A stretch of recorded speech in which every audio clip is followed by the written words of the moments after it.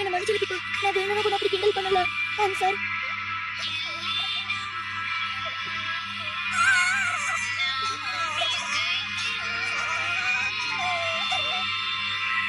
ஒண்ணு சொல்லட்டா, எனக்கு உங்க எதிர்த்து சண்டை போட ஆசை இல்ல.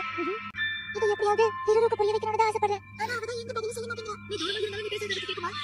அவ மனசுல இருந்து ஒரு பாட்டா நீ எனக்குள்ள போயிட்டு இருக்கா. ஆனா